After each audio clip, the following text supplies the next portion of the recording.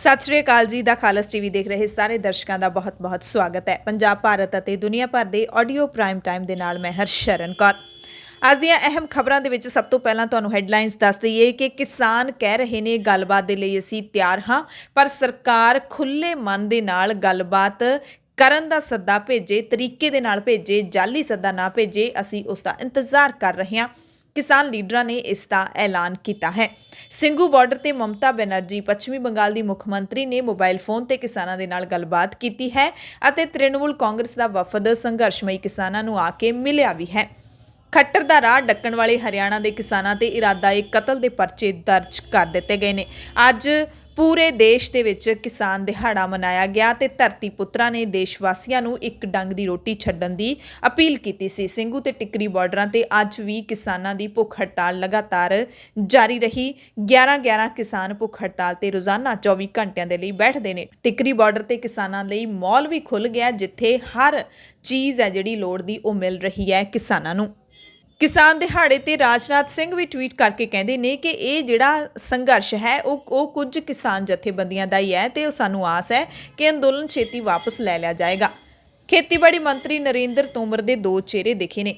ਇੱਕ ਪਾਸੇ ਉਹ ਕਿਸਾਨਾਂ ਨੂੰ ਗੱਲਬਾਤ ਕਰਨ ਦੇ ਲਈ ਕਹਿ ਰਹੇ ਨੇ, ਅਪੀਲ ਕਰ ਰਹੇ ਨੇ, ਤੇ ਦੂਸਰੇ ਪਾਸੇ ਉਹ ਕੀ ਕਰ ਰਹੇ ਨੇ ਇਸ ਬੁਲੇਟਿਨ ਦੇ ਵਿੱਚ ਅਸੀਂ ਤੁਹਾਨੂੰ ਦੱਸਾਂਗੇ। ਜੰਮੂ ਕਸ਼ਮੀਰ ਦੇ ਵਿੱਚ ਡੀਡੀਸੀ ਚੋਣਾਂ ਦੇ ਵਿੱਚ ਗੁਪਕਾਰ ਗੱਠਜੋੜ ਨੇ 100 ਤੋਂ ਵੱਧ ਸੀਟਾਂ ਜਿੱਤੀਆਂ ਨੇ, ਪਰ ਬੀਜੇਪੀ 73 ਸੀਟਾਂ ਜਿੱਤ ਕੇ ਸਭ ਤੋਂ ਵੱਡੀ ਪਾਰਟੀ ਬਣ ਗਈ ਹੈ। ਪੰਜਾਬ ਦੇ ਨਾਲ-ਨਾਲ ਭਾਰਤ ਤੇ ਦੁਨੀਆ ਭਰ ਦੀਆਂ ਅਹਿਮ ਖਬਰਾਂ ਇਸ ਬੁਲੇਟਿਨ ਦੇ ਵਿੱਚ ਤੁਹਾਨੂੰ ਦੱਸਾਂਗੇ। ਸਭ ਤੋਂ ਪਹਿਲਾਂ ਪੰਜਾਬ ਦੀਆਂ ਖਬਰਾਂ ਵਿਸਥਾਰ ਦੇ ਨਾਲ।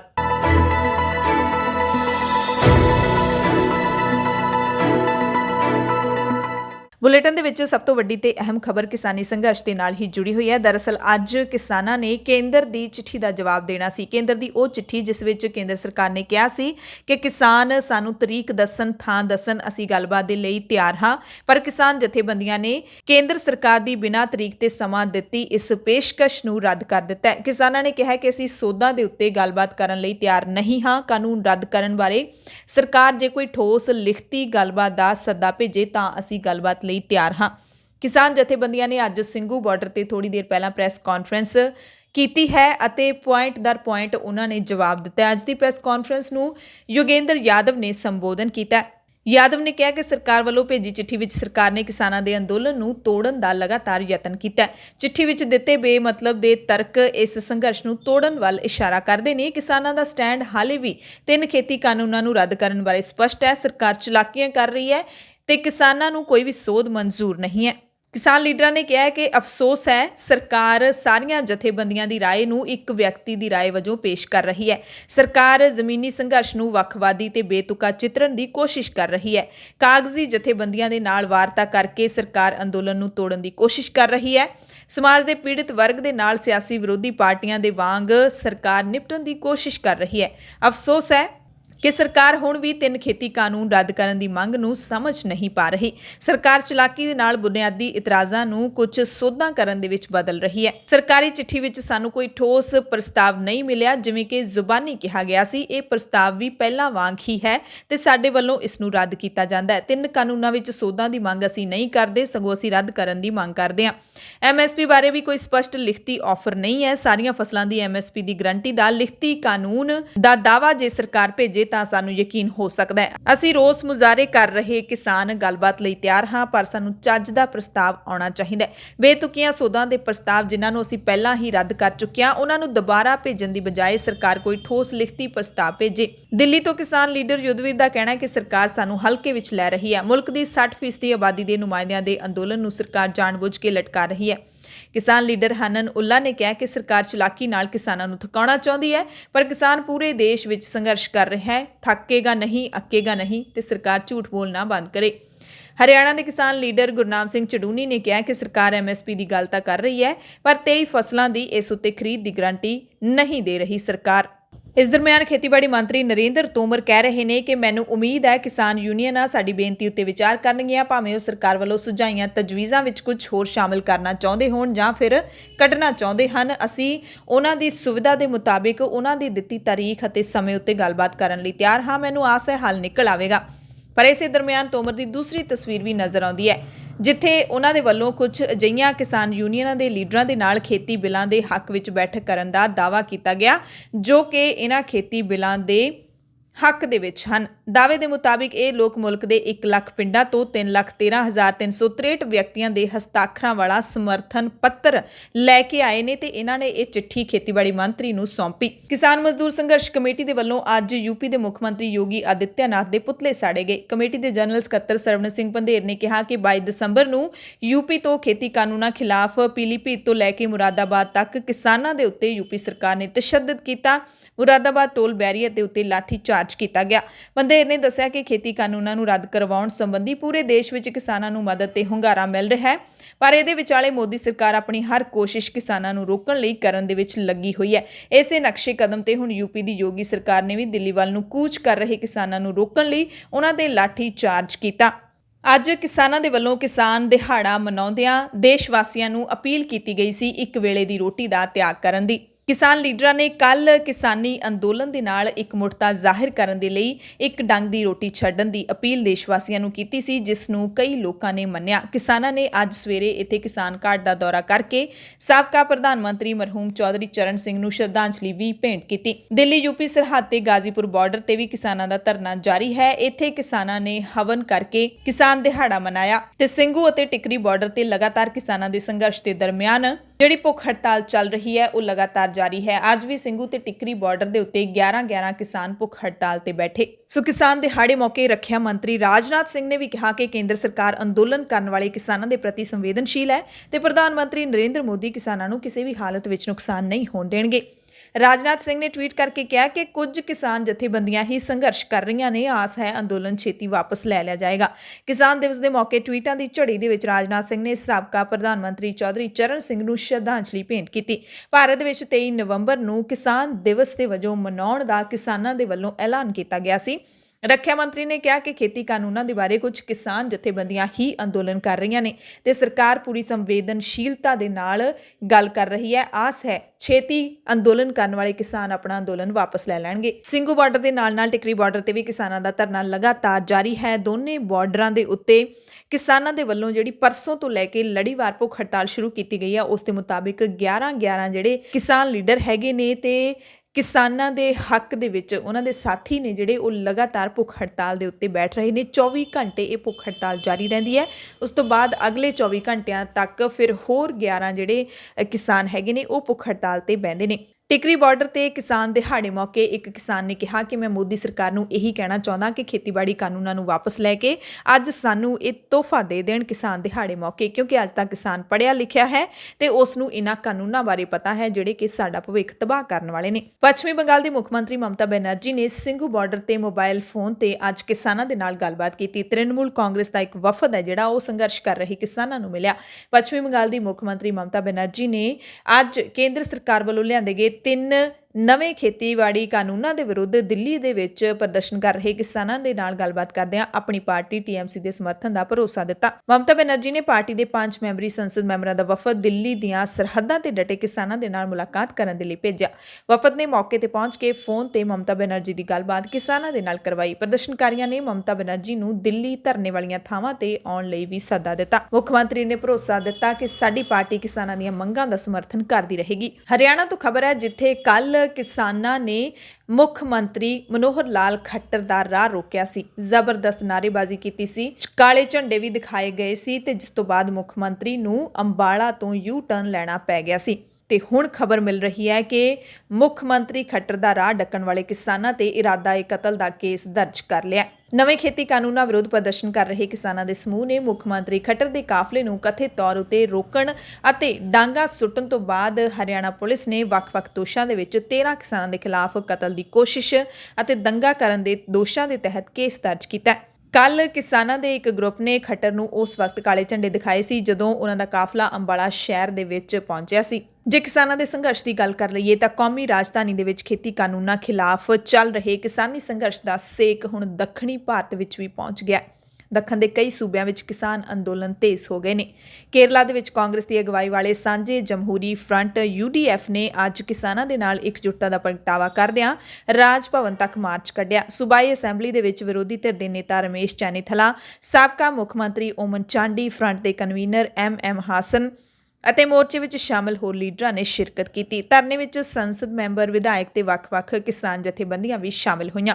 ਇਸ ਦੇ ਨਾਲ ਹੀ ਤਾਮਿਲਨਾਡੂ ਦੇ ਵਿੱਚ CPIM ਨੇ ਸੂਬੇ ਦੇ ਮੁੱਖ ਮੰਤਰੀ ਕੇ ਪਲਾਨੀਸਵਾਮੀ ਨੂੰ ਨਿਸ਼ਾਨਾ ਬਣਾਉਂਦਿਆਂ ਕਿਹਾ ਹੈ ਕਿ ਪਲਾਨੀਸਵਾਮੀ ਮਹਿਜ਼ ਆਪਣੀ ਸਰਕਾਰ ਤੇ ਕੁਰਸੀ ਨੂੰ ਬਚਾਉਣ ਲਈ ਖੇਤੀ ਕਾਨੂੰਨਾਂ ਸਮੇਤ ਕੇਂਦਰ ਸਰਕਾਰ ਦੀਆਂ ਲੋਕ ਵਿਰੋਧੀ ਨੀਤੀਆਂ ਦੀ ਹਮਾਇਤ ਕਰ ਰਹੇ ਨੇ। ਪਾਰਟੀ ਦੇ ਸੂਬਾਈ ਸਕੱਤਰ ਕੇ ਬਾਲਾਕ੍ਰਿਸ਼ਨਨ ਨੇ ਪੱਤਰਕਾਰਾਂ ਨਾਲ ਗੱਲਬਾਤ ਕਰਦਿਆਂ ਕਿਹਾ ਕਿ ਮੁੱਖ ਮੰਤਰੀ ਨੂੰ 3 ਖੇਤੀ ਕਾਨੂੰਨਾਂ ਦੀ ਖਿਲਾਫਤ ਕਰਨੀ ਚਾਹੀਦੀ ਹੈ, ਕਿਉਂਕਿ ਖੇਤੀ ਕਾਨੂੰਨ ਨਾ ਸਿਰਫ ਕਿਸਾਨਾਂ ਬਲਕਿ ਆਮ ਲੋਕਾਂ ਦੇ ਹੱਕਾਂ ਤੇ ਵੀ ਡਾਕਾ ਹੈ। ਮਹਾਰਾਸ਼ਟਰ ਦੀ ਗੱਲ ਕਰ ਲਈਏ ਤਾਂ ਦਿੱਲੀ ਦੇ ਬਾਰਡਰਾਂ ਤੇ ਸੰਘਰਸ਼ ਕਰ ਰਹੇ ਕਿਸਾਨਾਂ ਦਾ ਸਾਥ ਦੇਣ ਲਈ ਮਹਾਰਾਸ਼ਟਰ ਤੋਂ ਵੀ 3000 ਤੋਂ ਵੱਧ ਕਿਸਾਨ ਆਲ ਇੰਡੀਆ ਕਿਸਾਨ ਸਭਾ ਦੀ ਅਗਵਾਈ ਹੇਠ 1270 ਕਿਲੋਮੀਟਰ ਲੰਮੇ ਪੈਂਡੇ ਦੇ ਲਈ ਰਵਾਨਾ ਹੋ ਗਏ ਨੇ। ਜਾਣਕਾਰੀ ਮੁਤਾਬਿਕ ਅੱਜ ਦੁਪਹਿਰ ਮੁੰਬਈ ਦੇ ਵਿੱਚ ਕਾਰਪੋਰੇਟ ਘਰਾਣਿਆਂ ਦੇ ਦਫ਼ਤਰਾਂ ਦੇ ਬਾਹਰ ਵੱਡੀ ਗਿਣਤੀ ਵਿੱਚ ਕਿਸਾਨਾਂ ਨੇ ਧਰਨੇ ਦਿੱਤੇ। ਜਥੇਬੰਦੀ ਦੇ ਬੁਲਾਰੇ PS ਪ੍ਰਸਾਦ ਨੇ ਦੱਸਿਆ ਕਿ ਸੋਮਵਾਰ ਸ਼ਾਮ ਨੂੰ 2000 ਤੋਂ ਵੱਧ ਕਿਸਾਨ ਨਾਸਿਕ ਤੋਂ ਆਪਣੇ ਵਾਹਨਾਂ ਰਾਹੀਂ ਰਵਾਨਾ ਹੋਏ, ਜਦਕਿ ਮਾਲੇਗਾਓਂ ਦੇ ਵਿੱਚ 1000 ਕਿਸਾਨ ਵੀ ਇਸ ਮਾਰਚ ਵਿੱਚ ਸ਼ਾਮਿਲ ਹੋ ਗਏ, ਜੋ ਕਿ ਦਿੱਲੀ ਦੇ ਬਾਰਡਰਾਂ ਤੇ ਸੰਘਰਸ਼ ਕਰ ਰਹੇ ਕਿਸਾਨਾਂ ਦਾ ਸਾਥ ਦੇਣ ਲਈ ਜਲਦ ਪਹੁੰਚ ਜਾਣਗੇ। ਟਿਕਰੀ ਬਾਰਡਰ ਤੋਂ ਖਬਰ ਹੈ, ਜਿੱਥੇ ਕਿਸਾਨਾਂ ਦੀਆਂ ਜ਼ਰੂਰਤਾਂ ਪੂਰੀਆਂ ਕਰਨ ਦੇ ਲਈ ਕਿਸਾਨ ਮਾਲ ਖੁੱਲ ਗਿਆ। ਮੋਰਚੇ ਵਿੱਚ ਆਉਣ ਵਾਲੇ ਕਿਸਾਨਾਂ ਨੂੰ ਹੁਣ ਲੋੜ ਦੀਆਂ ਚੀਜ਼ਾਂ ਲਈ ਫਿਕਰ ਕਰਨ ਦੀ ਕੋਈ ਲੋੜ ਨਹੀਂ ਹੈ, ਕਿਉਂਕਿ ਖਾਲਸਾ ਏਡ ਨੇ ਅੱਜ ਸਰਹੱਦ ਦੇ ਉੱਤੇ ਕਿਸਾਨ ਮਾਲ ਸਥਾਪਿਤ ਕਰ ਦਿੱਤਾ ਹੈ। ਇੱਥੇ ਕਿਸਾਨਾਂ ਨੂੰ ਰੋਜ਼ਾਨਾ ਵਰਤੋਂ ਦੀਆਂ ਵਸਤਾਂ ਮੁਫਤ ਮੁਹੱਈਆ ਕਰਵਾਈਆਂ ਜਾਣਗੀਆਂ। ਮਾਲ ਵਿੱਚੋਂ ਕੰਬਲ, toothbrush, toothpaste, thermal, sweater, jacket, ਤੇਲ, ਵੈਸਲੀਨ, ਜੁਰਾਬਾਂ, ਕੱਪੜੇ ਧੋਣ ਵਾਲੇ ਸਾਬਣ, ਨਹਾਉਣ ਵਾਲਾ ਸਾਬਣ, ਸ਼ੈਂਪੂ, ਕੰਘੀ, ਮਫਲਰ, ਓਡੋਮੋਸ, ਸੁੱਕਾ ਦੁੱਧ, ਸੈਨੀਟਰੀ ਪੈਡ ਤੇ ਜੁੱਤੇ ਅਤੇ ਹੋਰ ਵੀ ਜਿਹੜੀਆਂ ਜ਼ਰੂਰੀ ਚੀਜ਼ਾਂ ਨੇ ਉਹ ਵੀ ਮਿਲ ਜਾਣਗੀਆਂ। ਇਸ ਦੇ ਨਾਲ ਹੀ ਠੰਡ ਦਾ ਮੌਸਮ ਹੋਣ ਕਰਕੇ ਹੀਟਿੰਗ ਪੈਡ, ਤੌਲੀਏ, ਲੋਈ, ਚੱਪਲਾਂ, ਕੂੜਾ ਕਰਕਟ ਦੇ ਬੈਗ, ਤਰਪਾਲਾਂ, ਨੇਲ ਕਟਰ, ਈਨੋ ਤੇ ਕੱਪੜੇ ਧੋਣ ਵਾਲੇ ਬੁਰਸ਼ ਵੀ ਇੱਥੇ ਉਪਲਬਧ ਨੇ। ਖਾਲਸਾ ਏਡ ਪ੍ਰੋਜੈਕਟ ਦੇ ਏਸ਼ੀਆ ਚੈਪਟਰ ਦੇ ਡਾਇਰੈਕਟਰ ਅਮਨਪ੍ਰੀਤ ਸਿੰਘ ਨੇ ਕਿਹਾ ਕਿ ਭੀੜ ਹੋਣ ਕਾਰਨ ਆਮ ਤੌਰ ਉੱਤੇ ਕਿਸਾਨਾਂ ਨੂੰ ਆਪਣੀ ਜ਼ਰੂਰਤ ਦੇ ਸਮਾਨ ਲਈ ਜੂਝਣਾ ਪੈ ਰਿਹਾ ਸੀ। ਖਾਸ ਤੌਰ ਤੇ ਬਜ਼ੁਰਗਾਂ ਨੂੰ ਮੁਸ਼ਕਿਲ ਪੇਸ਼ ਆ ਰਹੀ ਸੀ। ਇਸ ਕਰਕੇ ਰਵੀ ਸਿੰਘ ਦੀ ਅਗਵਾਈ ਦੇ ਵਿੱਚ ਖਾਲਸਾ ਏਡ ਦੇ ਵੱਲੋਂ ਟਿਕਰੀ ਬਾਰਡਰ ਤੇ ਵੀ ਮਾਲ ਸਥਾਪਿਤ ਕਰ ਦਿੱਤਾ ਗਿਆ। ਅੰਮ੍ਰਿਤਸਰ ਤੇ ਕਾਂਗਰਸੀ ਵਿਧਾਇਕ ਅਤੇ ਸਾਬਕਾ ਕੈਬਨਿਟ ਮੰਤਰੀ ਨਵਜੋਤ ਸਿੰਘ ਸਿੱਧੂ ਨੇ ਇੱਕ ਵਾਰ ਫਿਰ ਕੇਂਦਰ ਸਰਕਾਰ ਤੇ ਨਿਸ਼ਾਨਾ ਸਾਧਿਆ। ਨਵਜੋਤ ਸਿੰਘ ਸਿੱਧੂ ਨੇ ਪ੍ਰਧਾਨ ਮੰਤਰੀ ਨਰਿੰਦਰ ਮੋਦੀ ਤੇ ਨਿਸ਼ਾਨਾ ਸਾਧਿਆਂ ਟਵੀਟ ਕੀਤਾ, ਕਹਿੰਦੇ ਰਾਜਾ ਇੰਨਾ ਵੀ ਫਕੀਰ ਨਾ ਚੁਣੋ ਕਿ ਕੋਈ ਵਪਾਰੀ ਉਸ ਨੂੰ ਆਪਣੀ ਜੇਬ 'ਚ ਪਾ ਕੇ ਫਿਰਦਾ ਰਹੇ। ਤੇ ਨਵਜੋਤ ਸਿੱਧੂ ਦਾ ਇਹ ਜਿਹੜਾ ਟਵੀਟ ਹੈ ਸਿੱਧਾ ਪ੍ਰਧਾਨ ਮੰਤਰੀ ਨਰਿੰਦਰ ਮੋਦੀ ਤੇ ਨਿਸ਼ਾਨਾ ਲਾ ਰਿਹਾ ਹੈ, ਕਿਉਂਕਿ ਇਸ ਵਕਤ ਮੁਲਕ ਦੇ ਵਿੱਚ ਰਾਜਾ ਸਿਰਫ ਤੇ ਸਿਰਫ ਪ੍ਰਧਾਨ ਮੰਤਰੀ ਨਰਿੰਦਰ ਮੋਦੀ ਨੇ ਤੇ ਵਪਾਰੀ ਪ੍ਰਧਾਨ ਮੰਤਰੀ ਨਰਿੰਦਰ ਮੋਦੀ ਦੇ ਕਾਫੀ ਨਜ਼ਦੀਕੀ ਦੋਸਤ ਮੰਨੇ ਜਾਂਦੇ ਵੱਡੇ ਕਾਰਪੋਰੇਟ ਅੰਬਾਨੀ ਅਤੇ ਅਡਾਨੀ ਨੂੰ ਕਿਹਾ ਜਾ ਰਿਹਾ ਹੈ। ਨਵਜੋਤ ਸਿੱਧੂ ਪਹਿਲਾਂ ਵੀ ਸੋਸ਼ਲ ਮੀਡੀਆ ਰਾਹੀਂ ਖੇਤੀ ਕਾਨੂੰਨਾਂ ਦਾ ਵਿਰੋਧ ਲਗਾਤਾਰ ਕਰਦੇ ਰਹਿੰਦੇ ਨੇ। ਕੁਝ ਦਿਨ ਪਹਿਲਾਂ ਵੀ ਸਿੱਧੂ ਨੇ ਆਪਣੀ ਇੱਕ ਪ੍ਰੈਸ ਕਾਨਫਰੰਸ ਦੀ ਪੁਰਾਣੀ ਵੀਡੀਓ ਟਵੀਟ ਕੀਤੀ ਸੀ, ਜਿਸ ਵਿੱਚ ਉਹਨਾਂ ਨੇ ਕੁਝ ਖਾਸ ਕਾਰਪੋਰੇਟ ਅਦਾਰਿਆਂ ਤੇ ਘਰਾਣਿਆਂ ਨੂੰ ਨਿਸ਼ਾਨੇ ਤੇ ਲੈਂਦਿਆਂ ਦੋਸ਼ ਲਾਇਆ ਸੀ ਕਿ ਮੋਦੀ ਸਰਕਾਰ ਉਹਨਾਂ ਨੂੰ ਫਾਇਦੇ ਪਹੁੰਚਾਉਣ ਲਈ ਸਾਰੀਆਂ ਹੱਦਾਂ ਬੰਨੇ ਪਾਰ ਕਰਦੀ ਜਾ ਰਹੀ ਹੈ। ਸਿੱਧੂ ਨੇ ਕਿਹਾ ਕਿ ਸਾਬਕਾ ਪ੍ਰਧਾਨ ਮੰਤਰੀ ਡਾਕਟਰ ਮਨਮੋਹਨ ਸਿੰਘ ਨੇ ਕਿਸਾਨਾਂ ਦੇ 72000 ਕਰੋੜ ਰੁਪਏ ਦੇ ਕਰਜ਼ੇ ਮਾਫ ਕੀਤੇ ਸੀ, ਪਰ ਮੋਦੀ ਸਰਕਾਰ ਨੇ ਹਾਲੇ ਤੱਕ ਸਿਰਫ ਕਿਸਾਨਾਂ ਦੀ ਆਮਦਨ ਦੁੱਗਣੀ ਕਰਨ ਦੇ ਝੂਠੇ ਵਾਅਦੇ ਹੀ ਕੀਤੇ ਨੇ। ਕਿਸਾਨ ਲੀਡਰਾਂ ਦੇ ਵੱਲੋਂ ਪਿਛਲੇ ਦਿਨਾਂ ਤੋਂ ਜਿਹੜਾ ਸੱਦਾ ਦਿੱਤਾ ਗਿਆ ਹੈ ਕਾਰਪੋਰੇਟ ਘਰਾਣਿਆਂ ਦੇ ਕਾਰੋਬਾਰ ਦਾ ਬਾਈਕਾਟ ਕਰਨ ਦਾ, ਉਸ ਦੇ ਤਹਿਤ ਜੀਓ ਦਾ ਬਾਈਕਾਟ ਵੱਡੇ ਪੱਧਰ ਤੇ ਹੁਣ ਕੱਲੇ ਪੰਜਾਬ ਦੇ ਵਿੱਚ ਹੀ ਹੋ ਰਿਹਾ ਹੈ। ਬਾਕੀ ਸੂਬਿਆਂ ਦੇ ਵਿੱਚ ਵੀ ਜੀਓ ਦੇ ਸਿਮ ਪੋਰਟ ਕਰਵਾਏ ਜਾ ਰਹੇ ਨੇ, ਪਰ ਜਿਸ ਤਰੀਕੇ ਦਾ ਵਿਰੋਧ ਪੰਜਾਬ ਦੇ ਵਿੱਚ ਦੇਖਣ ਨੂੰ ਮਿਲ ਰਿਹਾ ਹੈ ਉਸ ਦੀ ਮਿਸਾਲ ਕਿਸੇ ਹੋਰ ਸੂਬੇ 'ਚੋਂ ਨਹੀਂ ਮਿਲਦੀ। ਪੰਜਾਬ ਦੇ ਵਿੱਚ ਲੋਕਾਂ ਨੇ ਹਜ਼ਾਰਾਂ ਦੀ ਗਿਣਤੀ ਦੇ ਵਿੱਚ ਜੀਓ ਦੇ ਸਿਮ ਪੋਰਟ ਕਰਵਾ ਲਏ ਨੇ ਤੇ ਹੁਣ ਤਾਂ ਰਿਲਾਇੰਸ ਦੇ ਮੋਬਾਈਲ ਟਾਵਰ ਜਿਹੜੇ ਹੈਗੇ ਨੇ ਉਹਨਾਂ ਨੂੰ ਵੀ ਬੰਦ ਕੀਤਾ ਜਾ ਰਿਹਾ ਹੈ, ਉਹਨਾਂ ਦੇ ਕਨੈਕਸ਼ਨ ਕੱਟੇ ਜਾਣੇ ਸ਼ੁਰੂ ਹੋ ਗਏ ਨੇ ਤੇ ਹੁਣ ਇੱਕ ਨਵੀਂ ਚਰਚਾ ਛਿੜ ਗਈ ਹੈ ਕਿ ਮੋਬਾਈਲ ਟਾਵਰਾਂ ਦੇ ਲਈ ਰਿਲਾਇੰਸ ਨੂੰ ਕਿਰਾਏ ਤੇ ਜ਼ਮੀਨਾਂ ਦੇਣ ਵਾਲੇ ਸਿਆਸੀ ਲੀਡਰਾਂ ਤੇ ਹੁਣ ਕਿਸਾਨੀ ਘੋਲ ਦੇ ਮੱਦੇਨਜ਼ਰ ਉਂਗਲਾਂ ਉੱਠਣ ਲੱਗੀਆਂ ਨੇ। ਤੇ ਸਿਆਸੀ ਲੀਡਰ ਖਾਸ ਕਰਕੇ ਸ਼੍ਰੋਮਣੀ ਅਕਾਲੀ ਦਲ ਦੇ ਲੀਡਰ ਨੇ, ਜਿਨ੍ਹਾਂ ਨੇ ਆਪਣੀ ਸਰਕਾਰ ਦੇ ਦੌਰਾਨ ਰਿਲਾਇੰਸ ਦੇ ਧੜਾ-ਧੜ ਟਾਵਰ ਨੇ ਜਿਹੜੇ ਉਹ ਪੰਜਾਬ ਦੇ ਵਿੱਚ ਲਗਵਾਏ ਸੀ ਤੇ ਆਪਣੀਆਂ ਜ਼ਮੀਨਾਂ ਦੇ ਉੱਤੇ ਹੀ ਲਵਾਏ ਸੀ। ਕਈ ਅਕਾਲੀ ਲੀਡਰਾਂ ਦੇ ਇਸ ਦੇ ਵਿੱਚ ਨਾਮ ਆ ਰਹੇ ਨੇ। ਇੱਥੋਂ ਤੱਕ ਕਿ ਅਕਾਲੀ ਦਲ ਦੇ ਪ੍ਰਧਾਨ ਸੁਖਬੀਰ ਸਿੰਘ ਬਾਦਲ ਦੇ ਨਾਮ ਤੇ ਤਾਂ 2 ਰਿਲਾਇੰਸ ਦੇ ਪੈਟਰੋਲ ਪੰਪ ਵੀ ਹਨ ਪੰਜਾਬ ਦੇ ਵਿੱਚ ਤੇ ਸਿਆਸੀ ਲੀਡਰ ਰਿਲਾਇੰਸ ਕੰਪਨੀ ਤੋਂ ਇਹਨਾਂ ਟਾਵਰਾਂ ਦੇ ਬਦਲੇ ਹਰ ਮਹੀਨੇ ਚੰਗਾ ਕਿਰਾਇਆ ਵਸੂਲ ਰਹੇ ਨੇ। ਇਹ ਖਬਰ ਆਉਣ ਤੋਂ ਬਾਅਦ BKU ਕ੍ਰਾਂਤੀਕਾਰੀ ਦੇ ਸੂਬਾ ਪ੍ਰਧਾਨ ਸੁਰਜੀਤ ਸਿੰਘ ਫੂਲ ਤੇ ਕਿਰਤੀ ਕਿਸਾਨ ਯੂਨੀਅਨ ਦੇ ਰਜਿੰਦਰ ਸਿੰਘ ਦੀਪ ਸਿੰਘ ਵਾਲਾ ਨੇ ਅਪੀਲ ਕੀਤੀ ਹੈ ਕਿ ਜੇਕਰ ਸਿਆਸੀ ਲੀਡਰ ਕਿਸਾਨੀ ਪ੍ਰਤੀ ਸੁਹਿਰਦ ਨੇ ਤਾਂ ਉਹ ਫੌਰੀ ਅੰਬਾਨੀ ਅਡਾਨੀ ਦੇ ਕਾਰੋਬਾਰਾਂ ਨਾਲੋਂ ਨਾਤਾ ਤੋੜ ਦੇਣ। ਉਹਨਾਂ ਕਿਹਾ ਕਿ ਸਿਆਸਤਦਾਨਾਂ ਦਾ ਵੀ ਹੁਣ ਦੋਗਲਾ ਚਿਹਰਾ ਸਾਹਮਣੇ ਆ ਰਿਹਾ ਹੈ। BKU ਉਗਰਾਹਾਂ ਦੇ ਲੀਡਰ ਸ਼ਿੰਗਾਰਾ ਸਿੰਘ ਮਾਨ ਨੇ ਕਿਹਾ ਕਿ ਜਦੋਂ ਆਮ ਲੋਕ ਕਿਸਾਨੀ ਦੀ ਹਮਾਇਤ ਵਿੱਚ ਕਾਰਪੋਰੇਟਾਂ ਨਾਲੋਂ ਨਾਤਾ ਤੋੜ ਰਹੇ ਨੇ ਤਾਂ ਸਿਆਸੀ ਲੀਡਰਾਂ ਨੂੰ ਵੀ ਕਾਰਪੋਰੇਟਾਂ ਦੇ ਕਾਰੋਬਾਰ ਛੱਡ ਦੇਣੇ ਚਾਹੀਦੇ ਨੇ, ਤਾਂ ਹੀ ਉਹਨਾਂ ਦੀ ਸੰਜੀਦਗੀ ਦਾ ਪਤਾ ਲੱਗ ਸਕੇਗਾ ਤੇ ਹਕੀਕਤ ਸਾਹਮਣੇ ਆ ਸਕੇਗੀ। ਅਗਲੀ ਖਬਰ ਹੈ ਕਿ 3 ਨਵੇਂ ਖੇਤੀ ਕਾਨੂੰਨਾਂ ਦੇ ਖਿਲਾਫ ਕਿਸਾਨ ਅੰਦੋਲਨ ਦੇ ਵਿਚਕਾਰ ਪ੍ਰਧਾਨ ਮੰਤਰੀ ਨਰਿੰਦਰ ਮੋਦੀ 25 ਦਸੰਬਰ ਯਾਨੀ ਕਿ ਮਰਹੂਮ ਪ੍ਰਧਾਨ ਮੰਤਰੀ ਅਟਲ ਬਿਹਾਰੀ ਵਾਜਪਾਈ ਦੀ ਜਯੰਤੀ ਤੇ ਦੇਸ਼ ਭਰ ਦੇ 9 ਕਰੋੜ ਕਿਸਾਨਾਂ ਨੂੰ ਸੰਬੋਧਨ ਕਰਨਗੇ ਅਤੇ ਕਿਸਾਨ ਕਾਨੂੰਨਾਂ ਤੇ ਆਪਣੀ ਗੱਲ ਰੱਖਣਗੇ। ਇਸ ਮੌਕੇ ਤੇ ਪ੍ਰਧਾਨ ਮੰਤਰੀ ਦੇਸ਼ ਦੇ 9 ਕਰੋੜ ਤੋਂ ਵੱਧ ਕਿਸਾਨਾਂ ਨੂੰ PM ਕਿਸਾਨ ਸਨਮਾਨ ਨਿਧੀ ਯੋਜਨਾ ਦੇ ਤਹਿਤ 18,000 ਕਰੋੜ ਰੁਪਏ ਦੀ ਅਗਲੀ ਕਿਸ਼ਤ ਵੀ ਟ੍ਰਾਂਸਫਰ ਕਰਨਗੇ। ਪ੍ਰਧਾਨ ਮੰਤਰੀ ਮੋਦੀ ਦਾ ਇਹ ਸੰਬੋਧਨ ਵਰਚੁਅਲ ਹੋਵੇਗਾ, ਯਾਨੀ ਕਿ ਆਨਲਾਈਨ ਸੰਬੋਧਨ ਕਰਨਗੇ। ਉਹ ਕਿਸਾਨਾਂ ਨੂੰ ਖੇਤੀ ਕਾਨੂੰਨਾਂ ਤੇ ਸਰਕਾਰ ਦੀ ਸਥਿਤੀ ਸਪਸ਼ਟ ਕਰਨਗੇ।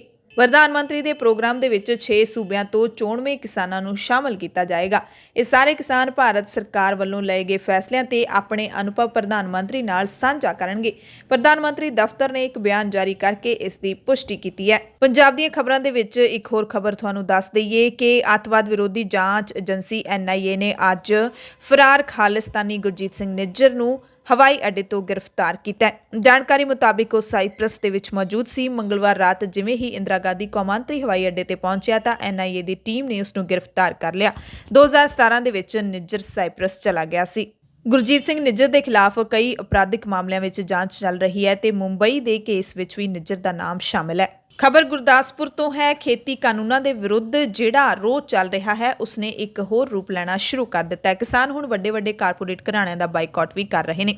ਇਸ ਦੌਰਾਨ ਕਿਸਾਨਾਂ ਦਾ ਸਭ ਤੋਂ ਵੱਧ ਗੁੱਸਾ ਅੰਬਾਨੀਆਂ ਤੇ ਅਡਾਨੀਆਂ ਤੇ ਨਿਕਲ ਰਿਹਾ ਹੈ। ਗੁਰਦਾਸਪੁਰ ਦੇ ਨੇੜਲੇ ਪਿੰਡ ਛੀਨਾ ਰੇਲਵਾਲਾ ਦੇ ਵਿੱਚ ਕਿਸਾਨਾਂ ਨੇ ਅੰਬਾਨੀ ਅਡਾਨੀ ਗਰੁੱਪਾਂ ਵੱਲੋਂ ਬਣਾਏ ਜਾ ਰਹੇ ਗੋਦਾਮਾਂ ਦਾ ਕੰਮ ਰੁਕਵਾ ਦਿੱਤਾ। ਕਿਸਾਨਾਂ ਨੇ ਇਹਨਾਂ ਕਾਰਪੋਰੇਟ ਘਰਾਣਿਆਂ ਦੇ ਖਿਲਾਫ ਨਾਅਰੇਬਾਜ਼ੀ ਵੀ ਕੀਤੀ।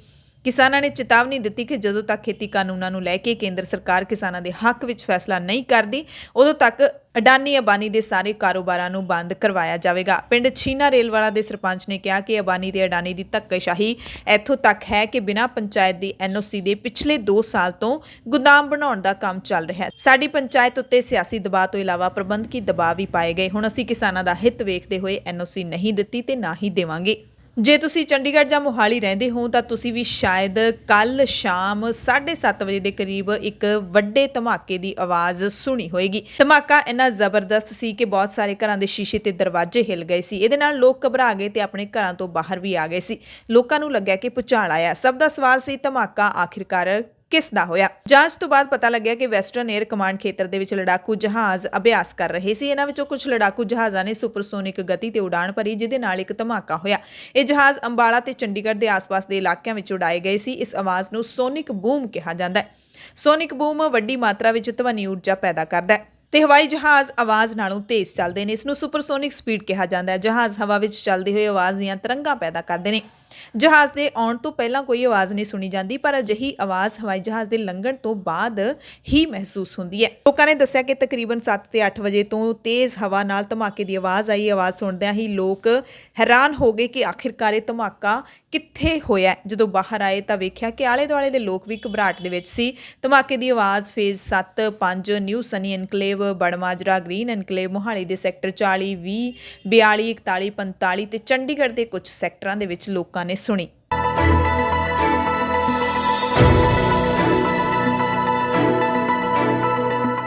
ਪ੍ਰਾਈਮ ਟਾਈਮ ਦੇ ਵਿੱਚ ਹੁਣ ਪੂਰੇ ਭਾਰਤ ਦੀਆਂ ਖਾਸ ਖਬਰਾਂ।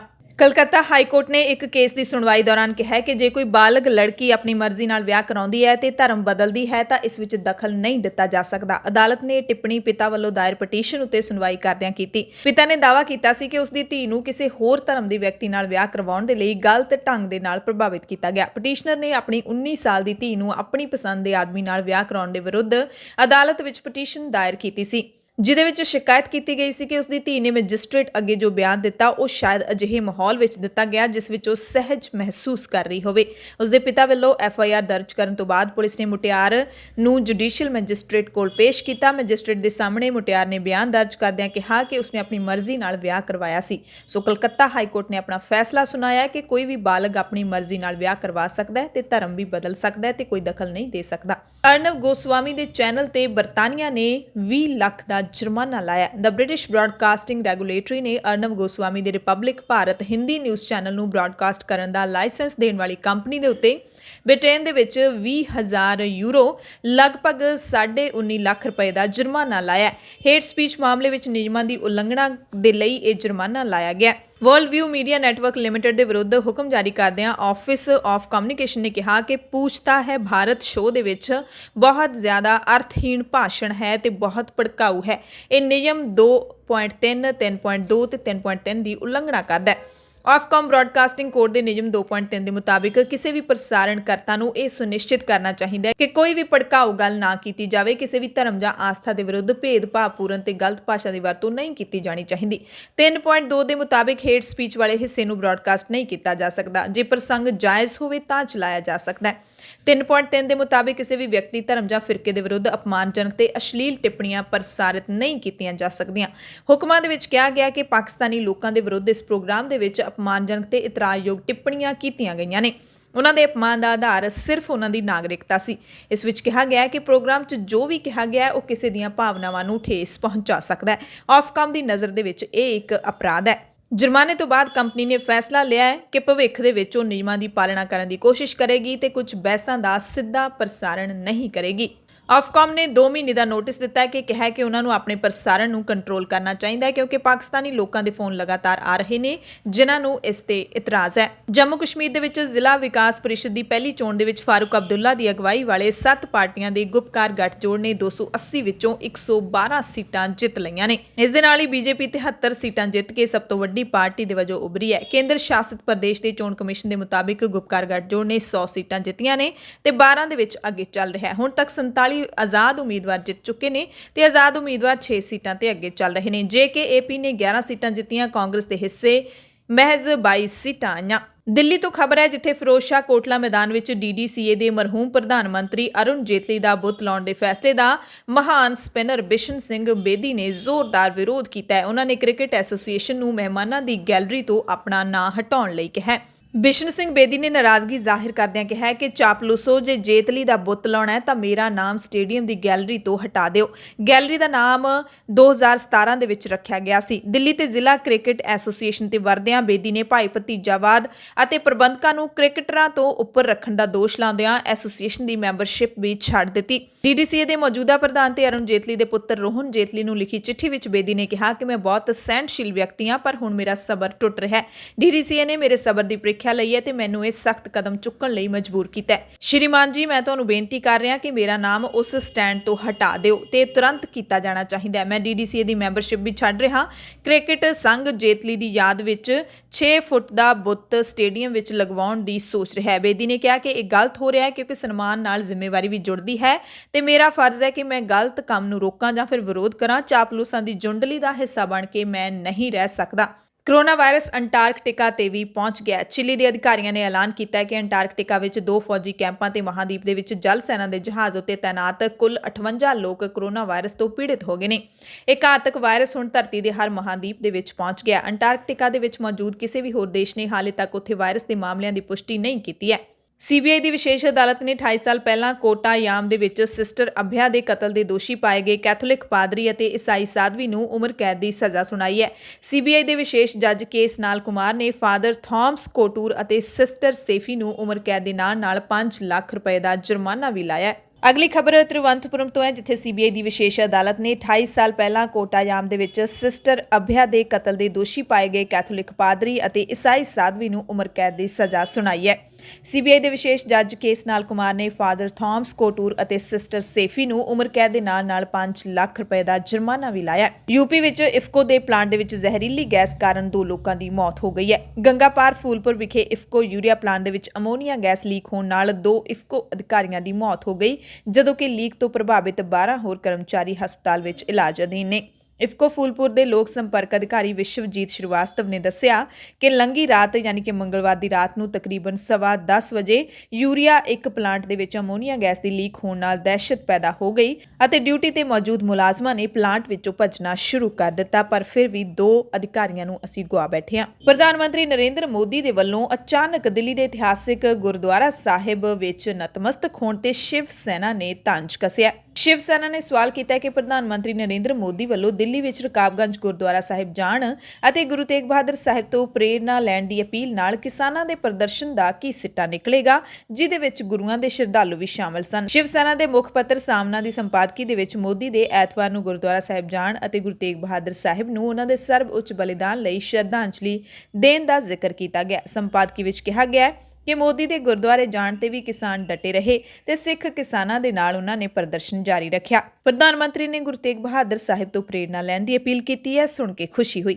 ਹਜ਼ਾਰਾਂ ਸਿੱਖ ਯੋਧੇ ਉਹਨਾਂ ਤੋਂ ਪ੍ਰੇਰਨਾ ਲੈ ਕੇ ਦਿੱਲੀ ਸਰਹੱਦ ਨੇੜੇ ਲੜਾਈ ਲੜ ਰਹੇ ਨੇ। ਅਜਿਹੇ 'ਚ ਸਵਾਲ ਪੈਦਾ ਹੁੰਦਾ ਹੈ ਕਿ ਇਸ ਲੜਾਈ ਦਾ ਸਿੱਟਾ ਕੀ ਨਿਕਲੇਗਾ, ਕਿਉਂਕਿ ਪ੍ਰਧਾਨ ਮੰਤਰੀ ਮੋਦੀ ਗੁਰੂ ਸਾਹਿਬ ਦੇ ਜੀਵਨ ਤੋਂ ਪ੍ਰੇਰਨਾ ਲੈਣ ਦੀ ਗੱਲ ਕਰ ਰਹੇ ਨੇ ਤੇ ਜਿਹੜੇ ਕਿਸਾਨ ਹੈਗੇ ਨੇ ਉਹ ਗੁਰੂ ਸਾਹਿਬ ਦੇ ਜੀਵਨ ਤੋਂ ਪ੍ਰੇਰਨਾ ਲੈਂਦਿਆਂ ਹੀ ਲੜਾਈ ਲੜ ਰਹੇ ਨੇ। ਦੂਸਰੇ ਪਾਸੇ ਮੋਦੀ ਸਰਕਾਰ ਹੈ ਜਿਹੜੀ ਉਹ ਕਿਸਾਨਾਂ ਦੀ ਮੁਸ਼ਕਿਲ ਦਾ ਹੱਲ ਨਹੀਂ ਕੱਢ ਰਹੀ। ਤਾਂ ਆਖਿਰਕਾਰ ਇਸ ਲੜਾਈ ਦਾ ਸਿੱਟਾ ਕੀ ਨਿਕਲੇਗਾ? ਸੰਪਾਦਕੀ ਵਿੱਚ ਲਿਖਿਆ ਹੈ ਕਿ ਮੋਦੀ ਦੇ ਗੁਰਦੁਆਰਾ ਸਾਹਿਬ ਪਹੁੰਚਣ ਤੇ ਉੱਥੇ ਕਥਾ ਹੋ ਰਹੀ ਸੀ। ਗੁਰਬਾਣੀ ਦੀ ਵਿਆਖਿਆ ਦੌਰਾਨ ਕਿਹਾ ਜਾ ਰਿਹਾ ਸੀ ਕਿ ਜੇਕਰ ਕੋਈ ਆਪਣੇ ਵਿਚਾਰ ਨਹੀਂ ਬਦਲਦਾ ਤਾਂ ਰੱਬ ਦੀ ਸੇਵਾ ਤੇ ਉਸ ਪ੍ਰਤੀ ਸ਼ਰਧਾ ਕਿਸੇ ਕੰਮ ਦੀ ਨਹੀਂ। ਪਵਿੱਤਰ ਧਾਰਮਿਕ ਗ੍ਰੰਥ ਨੂੰ ਜਿੰਨੀ ਵਾਰ ਵੀ ਪੜ੍ਹ ਲਵੋ, ਜੇਕਰ ਇਸ ਨਾਲ ਤੁਹਾਨੂੰ ਕੋਈ ਸਿੱਖਿਆ ਨਹੀਂ ਮਿਲਦੀ ਤਾਂ ਇਸ ਦਾ ਕੋਈ ਲਾਭ ਨਹੀਂ। ਇਹ ਵੀ ਸਵਾਲ ਕੀਤਾ ਗਿਆ ਕਿ ਜੇਕਰ ਕਿਸੇ ਦਾ ਸਮਾਂ ਆ ਗਿਆ ਹੈ ਤਾਂ ਉਸ ਨੂੰ ਆਪਣੇ ਕਰਮਾਂ ਦਾ ਹਿਸਾਬ ਕਿਤਾਬ ਦੇਣਾ ਪਏਗਾ, ਤਾਂ ਉਹ ਕੀ ਕਰੇਗਾ? ਗੁਰਬਾਣੀ ਮੁਤਾਬਿਕ ਸਮੇਂ ਦੇ ਅੱਗੇ ਕਿਸੇ ਦਾ ਜ਼ੋਰ ਨਹੀਂ ਚੱਲਦਾ। ਸੋ ਇਹ ਜਿਹੜੀਆਂ ਸਾਰੀਆਂ ਲਾਈਨਾਂ ਲਿਖੀਆਂ ਗਈਆਂ ਨੇ ਸ਼ਿਵ ਸੈਨਾ ਦੇ ਮੁੱਖ ਪੱਤਰ ਸਾਮਨਾ ਦੀ ਸੰਪਾਦਕੀ ਦੇ ਵਿੱਚ ਲਿਖੀਆਂ ਗਈਆਂ ਨੇ। ਬਿਹਾਰ ਦੇ ਵਿੱਚ ਰਾਸ਼ਟਰੀ ਜਨਤਾ ਦਲ ਯਾਨੀ ਕਿ ਆਰਜੇਡੀ ਕਿਸਾਨਾਂ ਅਤੇ 3 ਨਵੇਂ ਖੇਤੀ ਕਾਨੂੰਨਾਂ ਤੇ ਹੁਣ ਸਖਤ ਰੁਖ ਅਖਤਿਆਰ ਕਰ ਰਹੀ ਹੈ। ਅੱਜ ਵਿਰੋਧੀ ਧਿਰ ਦੇ ਲੀਡਰ ਤੇਜਸਵੀ ਯਾਦਵ ਨੇ ਮੁੱਖ ਮੰਤਰੀ ਨਿਤੀਸ਼ ਕੁਮਾਰ ਤੇ ਕੇਂਦਰ ਸਰਕਾਰ ਤੋਂ ਬਿਹਾਰ ਦੇ ਕਿਸਾਨਾਂ ਦੇ ਖਸਤਾ ਹਾਲ ਦੇ ਮੱਦੇਨਜ਼ਰ ਫਸਲਾਂ ਦੇ MSP ਨੂੰ ਕਾਨੂੰਨੀ ਰੂਪ ਦੇਣ ਦੀ ਮੰਗ ਕੀਤੀ ਹੈ। ਤੇਜਸਵੀ ਯਾਦਵ ਨੇ ਕਿਸਾਨ ਲੀਡਰ ਚੌਧਰੀ ਚਰਨ ਸਿੰਘ ਦੇ ਜਨਮ ਦਿਨ ਤੇ ਪਾਰਟੀ ਦਫ਼ਤਰ ਵਿੱਚ ਰੱਖੇ ਗਏ ਇੱਕ ਸੰਮੇਲਨ ਦੇ ਵਿੱਚ ਕਿਹਾ ਕਿ ਬਿਹਾਰ ਵਿੱਚ ਮੰਡੀਆਂ ਖਤਮ ਕਰਨ ਦੇ ਕਿੰਨੇ ਗੰਭੀਰ ਸਿੱਟੇ ਨਿਕਲੇ ਨੇ ਤੁਸੀਂ ਸਭ ਦੇਖ ਸਕਦੇ ਹੋ, ਕਿਉਂਕਿ ਕੇਂਦਰ ਸਰਕਾਰ ਦੇ ਖੁਦ ਦੇ ਅੰਕੜੇ ਇਸ ਗੱਲ ਦੀ ਪੁਸ਼ਟੀ ਕਰਦੇ ਨੇ ਕਿ ਬਿਹਾਰ ਦੇ ਕਿਸਾਨਾਂ ਦੀ ਆਮਦਨ ਦੇਸ਼ ਵਿੱਚ ਸਭ ਤੋਂ ਘੱਟ ਹੈ। ਤੇਜਸਵੀ ਨੇ ਨਿਤੀਸ਼ ਕੁਮਾਰ ਨੂੰ ਕਿਹਾ ਹੈ ਕਿ ਬਿਹਾਰ ਦੇ ਕਿਸਾਨਾਂ ਨੂੰ ਭਿਖਾਰੀ ਬਣਨ ਤੋਂ ਰੋਕੋ। ਜੰਮੂ ਕਸ਼ਮੀਰ ਦੀ ਸਾਬਕਾ ਮੁੱਖ ਮੰਤਰੀ ਤੇ ਪੀਪਲਸ ਡੈਮੋਕ੍ਰੈਟਿਕ ਪਾਰਟੀ ਦੀ ਮੁਖੀ ਮਹਿਬੂਬਾ ਮੁਫਤੀ ਨੇ ਕਿਹਾ ਕਿ ਜਦੋਂ ਤੱਕ ਸੂਬੇ ਦੇ ਵਿੱਚ ਧਾਰਾ 370 ਦੇ ਤਹਿਤ ਵਿਸ਼ੇਸ਼ ਦਰਜਾ ਮੁੜ ਤੋਂ ਬਹਾਲ ਨਹੀਂ ਹੋ ਜਾਂਦਾ, ਮੈਂ ਕੋਈ ਵੀ ਚੋਣ ਨਹੀਂ ਲੜਾਂਗੀ। ਮਹਿਬੂਬਾ ਨੇ ਜੰਮੂ ਕਸ਼ਮੀਰ ਦੀਆਂ ਸਥਾਨਕ ਚੋਣਾਂ ਜਿਹੜੀਆਂ ਹੋਈਆਂ ਨੇ ਉਹਨਾਂ ਦੇ ਨਤੀਜਿਆਂ ਨੂੰ ਬਹੁਤ ਹੀ ਉਤਸ਼ਾਹਜਨਕ ਦੱਸਿਆ। ਮਹਿਬੂਬਾ ਨੇ ਇੱਕ ਟੀਵੀ ਦੇ ਨਾਲ ਗੱਲਬਾਤ ਕਰਦਿਆਂ ਕਿਹਾ ਕਿ ਜਿੱਥੋਂ ਤੱਕ ਵਿਧਾਨ ਸਭਾ ਚੋਣਾਂ ਦੀ ਗੱਲ ਹੈ ਤਾਂ ਮੈਂ ਉਦੋਂ ਤੱਕ ਕੋਈ ਚੋਣ ਨਹੀਂ ਲੜੂੰਗੀ ਜਦੋਂ ਤੱਕ ਜੰਮੂ ਅਤੇ ਕਸ਼ਮੀਰ ਦਾ ਆਪਣਾ ਸੰਵਿਧਾਨ ਵਾਪਸ ਨਹੀਂ ਲਿਆਂਦਾ ਜਾਂਦਾ ਤੇ ਜਦੋਂ ਤੱਕ ਧਾਰਾ 370 ਨੂੰ ਬਹਾਲ ਨਹੀਂ ਕੀਤਾ ਜਾਂਦਾ। ਦਿੱਲੀ ਹਾਈ ਕੋਰਟ ਨੇ ਦਿੱਲੀ ਸਰਕਾਰ ਨੂੰ ਹੁਕਮ ਦਿੱਤਾ ਹੈ ਕਿ ਕੋਵਿਡ-19 ਦੇ ਮਰੀਜ਼ਾਂ ਦੇ ਲਈ SOP ਬਣਾਵੇ ਦਿੱਲੀ ਦੀ ਕੇਜਰੀਵਾਲ ਸਰਕਾਰ। ਅਦਾਲਤ ਨੇ ਦਿੱਲੀ ਸਰਕਾਰ ਵੱਲੋਂ ਦਿੱਤੇ ਗਏ ਜ਼ਿਲ੍ਹੇਵਾਰ ਕੋਵਿਡ-19 ਦੇ ਅੰਕੜਿਆਂ ਦਾ ਵੀ ਨੋਟਿਸ ਲਿਆ। ਅੰਕੜਿਆਂ ਵਿੱਚ ਦੱਸਿਆ ਗਿਆ ਕਿ ਸਰਕਾਰ ਪੀੜਤਾਂ ਦੇ ਸੰਪਰਕ ਵਿੱਚ ਆਉਣ ਵਾਲਿਆਂ ਦਾ ਪਤਾ ਲਾਉਣ ਦੀ ਪ੍ਰਕਿਰਿਆ ਤੇਜ਼ ਕਰ ਰਹੀ ਹੈ ਤੇ ਜਿਹੜੇ ਇਲਾਕਿਆਂ ਵਿੱਚ ਸੰਕਰਮਣ ਦੇ ਮਾਮਲੇ ਵੱਧ ਸਾਹਮਣੇ ਆ ਰਹੇ ਨੇ ਉੱਥੇ ਜਿਹੜਾ ਉਹਨਾਂ ਇਲਾਕਿਆਂ ਨੂੰ ਸੰਵੇਦਨਸ਼ੀਲ ਇਲਾਕੇ ਦੱਸਿਆ ਜਾ ਰਿਹਾ ਹੈ। ਭਾਰਤ ਦੇ ਵਿੱਚ ਕਰੋਨਾ ਵਾਇਰਸ ਦੀ ਵੈਕਸੀਨ ਜਲਦੀ ਹੀ ਪਹੁੰਚ ਜਾਏਗੀ, ਪਰ ਇਸ ਦੌਰਾਨ ਕੇਂਦਰ ਸਰਕਾਰ ਨੇ ਇੱਕ ਵੱਡਾ ਐਲਾਨ ਕਰ ਦਿੱਤਾ ਹੈ। ਕਿਹਾ ਕਿ ਬੱਚਿਆਂ ਨੂੰ ਕਰੋਨਾ ਵੈਕਸੀਨ ਦੇਣ ਦੀ ਲੋੜ ਨਹੀਂ ਹੈ। ਨੀਤੀ ਆਯੋਗ ਦੇ ਮੈਂਬਰ ਡਾਕਟਰ VK ਪੌਲ ਨੇ ਕਿਹਾ ਕਿ ਹੁਣ ਤੱਕ ਦੇ ਅੰਤਰਰਾਸ਼ਟਰੀ ਦਿਸ਼ਾ ਨਿਰਦੇਸ਼ਾਂ ਦੇ ਮੁਤਾਬਿਕ ਬੱਚਿਆਂ ਨੂੰ ਕਰੋਨਾ ਵੈਕਸੀਨ ਦੇਣ ਦੀ ਲੋੜ ਨਹੀਂ ਹੈ। ਸਰਕਾਰ ਨੇ ਦੇਸ਼ ਵਿੱਚ 30 ਕਰੋੜ ਲੋਕਾਂ ਨੂੰ ਵੈਕਸੀਨ ਦੇਣ ਦਾ ਟੀਚਾ ਮਿਥਿਆ, ਜਿਹਦੇ ਵਿੱਚ ਸਭ ਤੋਂ ਪਹਿਲਾਂ ਸਿਹਤ ਕਰਮਚਾਰੀ, ਸੁਰੱਖਿਆ ਕਰਮਚਾਰੀ ਅਤੇ ਗੰਭੀਰ ਬਿਮਾਰੀਆਂ ਦੇ ਨਾਲ ਗ੍ਰਸਤ ਲੋਕਾਂ ਨੂੰ ਵੈਕਸੀਨ ਦਿੱਤੀ ਜਾਏਗੀ। ਡਾਕਟਰ ਪੌਲ ਨੇ ਦੱਸਿਆ ਕਿ ਇਹ ਬਿਮਾਰੀ ਬਜ਼ੁਰਗ ਲੋਕਾਂ ਦੇ ਵਿੱਚ ਜ਼ਿਆਦਾ ਪਾਈ ਗਈ ਹੈ। ਹੁਣ ਤੱਕ ਪ੍ਰਾਪਤ ਹੋਏ ਸਬੂਤਾਂ ਦੇ ਆਧਾਰ ਤੇ ਬੱਚਿਆਂ ਨੂੰ ਟੀਕਾ ਲਾਉਣ ਦਾ ਕੋਈ ਵੀ ਕਾਰਨ ਨਹੀਂ ਹੈ। ਵੈਸੇ ਵੀ ਹੁਣ ਤੱਕ ਕੀਤੀਆਂ ਗਈਆਂ ਅਜਮਾਇਸ਼ਾਂ 18 ਸਾਲ ਤੋਂ ਉੱਪਰ ਦੇ ਲੋਕਾਂ ਤੇ ਹੀ ਹੋਈਆਂ ਨੇ। ਇਸ ਤੋਂ ਇਲਾਵਾ VK ਪੌਲ ਨੇ ਬਰਤਾਨੀਆ ਵਿੱਚ ਨਵੀਂ ਕਿਸਮ ਦੇ ਕਰੋਨਾ ਵਿਸ਼ਾਣੂ ਬਾਰੇ ਪ੍ਰੈਸ ਕਾਨਫਰੰਸ ਵਿੱਚ ਦੱਸਿਆ ਕਿ ਬਰਤਾਨੀਆ ਵਿੱਚ ਪਾਈ ਗਈ ਕਰੋਨਾ ਵਾਇਰਸ ਦਾ ਨਵਾਂ ਰੂਪ ਟੀਕੇ ਦੇ ਵਿਕਾਸ ਨੂੰ ਪ੍ਰਭਾਵਿਤ ਨਹੀਂ ਕਰੇਗਾ। ਪੌਲ ਨੇ ਕਿਹਾ ਕਿ ਹੁਣ ਤੱਕ ਉਪਲਬਧ ਅੰਕੜਿਆਂ ਦੇ ਆਧਾਰ ਉੱਤੇ ਵਿਸ਼ਲੇਸ਼ਣ ਤੋਂ ਬਾਅਦ ਕਿਹਾ ਜਾ ਸਕਦਾ ਹੈ ਕਿ ਘਬਰਾਉਣ ਦਾ ਕੋਈ ਕਾਰਨ ਨਹੀਂ ਹੈ, ਪਰ ਤੁਹਾਨੂੰ ਵਧੇਰੇ ਚੌਕਸ ਰਹਿਣਾ ਪਏਗਾ। ਸਾਨੂੰ ਇਸ ਨਵੀਂ ਚੁਣੌਤੀ ਨਾਲ ਸਾਰੇ ਯਤਨਾਂ ਦੇ ਨਾਲ ਨਜਿੱਠਣਾ ਪਵੇਗਾ।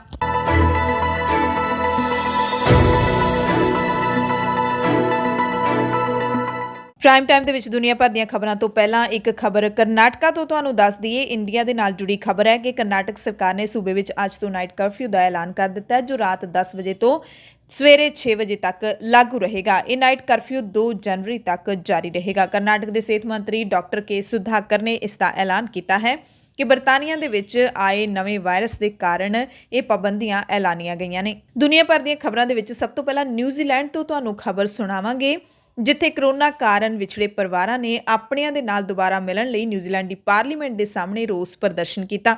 ਪਾਰਲੀਮੈਂਟ ਦੇ ਸਾਹਮਣੇ ਰੋਸ ਪ੍ਰਦਰਸ਼ਨ ਕਰਦਿਆਂ ਹੋਇਆਂ ਲੋਕਾਂ ਨੇ ਹੱਥਾਂ ਦੇ ਵਿੱਚ ਪੋਸਟਰ ਚੁੱਕੇ ਹੋਏ ਸੀ। ਇੱਕ ਪੋਸਟਰ ਦੇ ਉੱਤੇ ਇੱਕ ਵਿਅਕਤੀ ਨੇ ਲਿਖਿਆ ਹੋਇਆ ਸੀ, ਮੇਰੀ ਮਦਦ ਕਰੋ, ਮੈਂ 274 ਦਿਨਾਂ ਤੋਂ ਆਪਣੀ ਪਤਨੀ ਨੂੰ ਨਹੀਂ ਵੇਖਿਆ। ਇੱਕ ਹੋਰ ਪੋਸਟਰ ਤੇ ਲਿਖਿਆ ਹੋਇਆ ਹੈ ਕਿ 2000 ਜਿਹੜੇ ਪਾਰਟਨਰ ਹੈਗੇ ਨੇ ਉਹ ਆਪਸ ਦੇ ਵਿੱਚ ਵਿਛੜੇ ਹੋਏ ਨੇ, ਕਿਰਪਾ ਕਰਕੇ ਨਿਊਜ਼ੀਲੈਂਡ ਦੀ ਸਰਕਾਰ ਉਹਨਾਂ ਨੂੰ ਮਿਲਾਉਣ ਦੇ ਵਿੱਚ ਮਦਦ ਕਰੇ, ਤੁਸੀਂ ਇੰਨੇ ਜ਼ਾਲਮ ਨਹੀਂ ਹੋ ਸਕਦੇ। ਕਰੋਨਾ ਕਾਰਨ ਨਿਊਜ਼ੀਲੈਂਡ ਦੀਆਂ ਸਰਹੱਦਾਂ ਵਿਦੇਸ਼ੀ ਲੋਕਾਂ ਦੇ ਲਈ 19 ਮਾਰਚ 2020 ਤੋਂ ਬੰਦ ਹਨ ਤੇ 280 ਦਿਨਾਂ ਦਾ ਸਮਾਂ ਹੋ ਚੁੱਕਿਆ ਹੈ। ਇਸ ਦਰਮਿਆਨ ਨਿਊਜ਼ੀਲੈਂਡ 'ਚ ਵਸਦੇ ਕਈ ਪ੍ਰਵਾਸੀ ਵੀ ਕਰੋਨਾ ਦੀ ਮਾਰ ਹੇਠ ਆਪਣੇ ਪਿਆਰੇ ਪਰਿਵਾਰਕ ਮੈਂਬਰਾਂ ਤੋਂ ਦੂਰ ਔਖੇ-ਸੌਖੇ ਜ਼ਿੰਦਗੀ ਬਤੀਤ ਕਰ ਰਹੇ ਨੇ। ਨਿਊਜ਼ੀਲੈਂਡ ਇਮੀਗ੍ਰੇਸ਼ਨ ਦੀ ਨੀਤੀ ਕਹਿੰਦੀ ਹੈ ਕਿ ਪਹਿਲਾਂ ਉਹ ਇੱਥੋਂ ਦੇ ਨਾਗਰਿਕਾਂ ਤੇ ਪੱਕੇ ਵਸਨੀਕਾਂ ਨੂੰ ਵਾਪਸ ਆਉਣ ਦੀ ਆਗਿਆ ਦੇਣਗੇ ਤੇ ਬਾਕੀਆਂ ਨੂੰ ਬਾਅਦ ਵਿੱਚ, ਜਦਕਿ ਵੱਖ-ਵੱਖ ਦੇਸ਼ਾਂ ਤੋਂ ਅਜਿਹੇ ਕਾਫੀ ਲੋਕ ਆ ਵੀ ਚੁੱਕੇ ਨੇ, ਪਰ ਅਸਥਾਈ ਵੀਜ਼ੇ ਵਾਲਿਆਂ ਦੀ ਵਾਰੀ ਹਾਲੇ ਵੀ ਨਹੀਂ ਆ ਰਹੀ। ਜਾਣਕਾਰੀ ਦੇ ਮੁਤਾਬਿਕ ਨਿਊਜ਼ੀਲੈਂਡ ਦੀ ਇਮੀਗ੍ਰੇਸ਼ਨ ਦੇ ਕੋਲ ਬਹੁਤ ਵੱਡੀ ਗਿਣਤੀ ਦੇ ਵਿੱਚ ਅਰਜ਼ੀਆਂ ਦਿੱਤੀਆਂ ਗਈਆਂ ਨੇ, ਪਰ ਅਸਥਾਈ ਵੀਜ਼ੇ ਵਾਲਿਆਂ ਦੀ ਹਾਲੇ ਤੱਕ ਵਾਰੀ ਨਹੀਂ ਆ ਰਹੀ। ਇਹਨਾਂ ਵਿੱਚੋਂ ਬਹੁਤ ਘੱਟ ਲੋਕਾਂ ਨੂੰ ਪ੍ਰਵਾਨਗੀ ਮਿਲ ਰਹੀ ਹੈ। 100 ਦੇ ਵਿੱਚੋਂ ਸਿਰਫ 13% ਲੋਕਾਂ ਨੂੰ ਪ੍ਰਵਾਨਗੀ ਮਿਲੀ ਹੈ। ਇਹ ਉਹ ਅਰਜ਼ੀਆਂ ਨੇ ਜਿਨ੍ਹਾਂ ਦੇ ਪਾਰਟਨਰ ਨਿਊਜ਼ੀਲੈਂਡ ਤੋਂ ਬਾਹਰ ਫਸੇ ਹੋਏ ਨੇ, ਨਿਊਜ਼ੀਲੈਂਡ ਰਹਿੰਦੇ ਆਪਣੇ ਸਾਥੀ ਕੋਲ ਪਹੁੰਚਣਾ ਚਾਹੁੰਦੇ ਨੇ। 24 ਨਵੰਬਰ 2020 ਤੱਕ 10,424 ਅਜਿਹੀਆਂ ਅਰਜ਼ੀਆਂ ਨਿਊਜ਼ੀਲੈਂਡ ਦੀ ਇਮੀਗ੍ਰੇਸ਼ਨ ਨੂੰ ਮਿਲੀਆਂ ਨੇ ਜਿਨ੍ਹਾਂ ਦੇ ਪਾਰਟਨਰ ਅਸਥਾਈ ਵੀਜ਼ੇ ਉੱਤੇ ਨਿਊਜ਼ੀਲੈਂਡ ਦੇ ਵਿੱਚ ਹਨ। ਦੁਖੀ ਲੋਕਾਂ ਨੇ ਨਿਊਜ਼ੀਲੈਂਡ ਪਾਰਲੀਮੈਂਟ ਦੇ ਬਾਹਰ ਪ੍ਰਦਰਸ਼ਨ ਕਰਨੇ ਸ਼ੁਰੂ ਕਰ ਦਿੱਤੇ ਨੇ ਕਿਉਂਕਿ ਇੱਥੇ ਰਹਿੰਦੇ ਕਈ ਪਤੀ ਆਪਣੀਆਂ ਪਤਨੀਆਂ ਤੋਂ ਦੂਰ ਨੇ ਤੇ ਕਈ ਪਤਨੀਆਂ ਆਪਣੇ ਪਤੀ ਤੋਂ ਦੂਰ ਨੇ। ਹੱਥਾਂ ਵਿੱਚ ਫੜੇ ਬੈਨਰ ਵਿਖਾ ਰਹੇ ਲੋਕ ਆਪਣੇ ਪਰਿਵਾਰਕ ਮੈਂਬਰਾਂ ਤੋਂ ਕਿੰਨੇ ਦਿਨਾਂ ਤੋਂ ਵਿਛੋੜੇ ਦੇ ਵਿੱਚ ਰਹਿ ਰਹੇ ਨੇ, ਇਸ ਦੀ ਜਾਣਕਾਰੀ ਦਿੰਦਿਆਂ ਇਮੀਗ੍ਰੇਸ਼ਨ ਨੂੰ ਅਪੀਲ ਕਰ ਰਹੇ ਨੇ ਕਿ ਸਾਡੇ ਪਰਿਵਾਰਾਂ ਨੂੰ ਨਿਊਜ਼ੀਲੈਂਡ ਵਾਪਸ ਆਉਣ ਦਿਓ। ਨਿਊਜ਼ੀਲੈਂਡ ਦੇ ਆਕਲੈਂਡ ਤੋਂ ਹੀ ਖਬਰ ਹੈ, ਜਿੱਥੇ ਕੁਈਨਸਟਾਊਨ ਵਿੱਚ ਹਾਲੇ 2 ਹਫ਼ਤੇ ਪਹਿਲਾਂ ਹੀ ਇੱਕ ਨਵੀਂ ਮਸਜਿਦ ਖੋਲੀ ਗਈ ਸੀ, ਪਰ ਉੱਥੇ ਵੀ ਨਫ਼ਰਤ ਦੀ ਹਵਾ ਨੇ ਮਾਹੌਲ ਜ਼ਹਿਰੀਲਾ ਕਰ ਦਿੱਤਾ ਹੈ। ਇਸਲਾਮਿਕ ਸੈਂਟਰ ਦੇ ਬਾਹਰ ਨਫ਼ਰਤ ਫੈਲਾਉਂਦੇ ਪੋਸਟਰ ਲਾਏ ਗਏ ਨੇ, ਜਿਨ੍ਹਾਂ ਨੂੰ ਭਾਵੇਂ ਸਥਾਨਕ ਲੋਕਾਂ ਨੇ ਹਟਾ ਦਿੱਤਾ, ਪਰ ਪੁਲਿਸ ਜਾਂਚ ਕਰ ਰਹੀ ਹੈ। ਨਫ਼ਰਤ ਫੈਲਾਉਣ ਵਾਲੀਆਂ ਤਸਵੀਰਾਂ ਫ੍ਰੈਂਚ ਦੇ ਇੱਕ ਵਿਅੰਗਾਤਮਕ ਮੈਗਜ਼ੀਨ ਚਾਰਲੀ ਹੈਬਡੋ ਦੀਆਂ ਨੇ। ਇਹ ਮੈਗਜ਼ੀਨ ਕਾਫੀ ਲੰਬੇ ਸਮੇਂ ਤੋਂ ਪ੍ਰਕਾਸ਼ਿਤ ਹੋ ਰਿਹਾ ਤੇ ਵੱਖ-ਵੱਖ ਧਰਮਾਂ ਉੱਤੇ ਕਾਰਟੂਨ ਬਣਾ ਕੇ ਵਿਅੰਗ ਕੱਸਦਾ ਰਹਿੰਦਾ ਹੈ। ਤੇ ਹੁਣ ਕੁਈਨਸਟਾਊਨ ਦੀ ਜਿਹੜੀ ਇਸਲਾਮਿਕ ਸੈਂਟਰ ਦੇ ਵਿੱਚ, ਜਾਂ ਕਹਿ ਲਈਏ ਕਿ ਨਵੀਂ ਮਸੀਤ ਦੇ ਵਿੱਚ, ਇਸਲਾਮ ਵਿਰੋਧੀ ਪੋਸਟਰ ਨੇ ਜਿਹੜੇ ਉਹ ਲਾਏ ਗਏ ਨੇ। ਪੁਲਿਸ ਜਾਂਚ ਕਰੇਗੀ ਕਿ ਇਹ ਪੋਸਟਰ ਕਿਸ ਨੇ ਲਾਏ ਨੇ। ਕੈਨੇਡਾ ਤੋਂ ਖਬਰ ਤੁਹਾਨੂੰ ਦੱਸ ਦਿੰਦੇ ਹਾਂ, ਜਿੱਥੇ ਕੈਲਗਰੀ ਦੇ ਸਮੇਤ ਕਈ ਕੈਨੇਡਾ ਦੇ ਸ਼ਹਿਰਾਂ ਨੂੰ ਬਰਫ਼ ਦੇ ਤੂਫਾਨ ਨੇ ਆਪਣੀ ਲਪੇਟ ਦੇ ਵਿੱਚ ਲੈ ਲਿਆ। ਬੇਸ਼ੱਕ ਕ੍ਰਿਸਮਸ ਦੇ ਦਿਨਾਂ ਵਿੱਚ ਬਰਫ਼ਬਾਰੀ ਨੂੰ ਇੱਥੋਂ ਦੇ ਜੰਪਲ ਵਾਸੀ ਚੰਗਾ ਮੰਨਦੇ ਨੇ, ਪਰ ਲੰਘੀ ਰਾਤ ਦੇ ਬਰਫੀਲੇ ਤੂਫਾਨ ਨੇ ਜ਼ਿੰਦਗੀ ਨੂੰ ਇੱਕ ਵਾਰ ਪਟੜੀ ਤੋਂ ਉਤਾਰ ਕੇ ਰੱਖ ਦਿੱਤਾ ਹੈ। ਕੈਲਗਰੀ ਦੇ ਵਿੱਚ 70 ਤੋਂ 80 ਸੈਂਟੀਮੀਟਰ ਹੋਈ ਬਰਫ਼ਬਾਰੀ ਕਾਰਨ ਇੱਥੋਂ ਦੀਆਂ ਸੜਕਾਂ, ਗਲੀਆਂ, ਘਰਾਂ ਦੀਆਂ ਛੱਤਾਂ, ਕਾਰਾਂ, ਦਰਖਤ ਆਦਿ ਸਭ ਬਰਫ਼ ਨੇ ਢੱਕ ਲਏ। ਕਈ ਰਿਹਾਇਸ਼ੀ ਇਲਾਕਿਆਂ ਵਿੱਚ ਬਰਫ਼ ਗੋਡੇ-ਗੋਡੇ ਤੱਕ ਚੜ੍ਹ ਗਈ। ਸਲਿਪਰੀ ਹੋਣ ਕਾਰਨ ਕਾਰਾਂ ਤੇ ਹੋਰ ਵਹੀਕਲ ਤਿਲਕ ਕੇ ਡਿੱਚ ਥਾਵਾਂ ਦੇ ਵਿੱਚ ਜਾ ਪਏ। ਕਈ ਕਾਰਾਂ ਚੁਰਾਹਿਆਂ ਦੇ ਵਿੱਚ ਸਲਿਪਰੀ ਕਾਰਨ ਫਸ ਗਈਆਂ।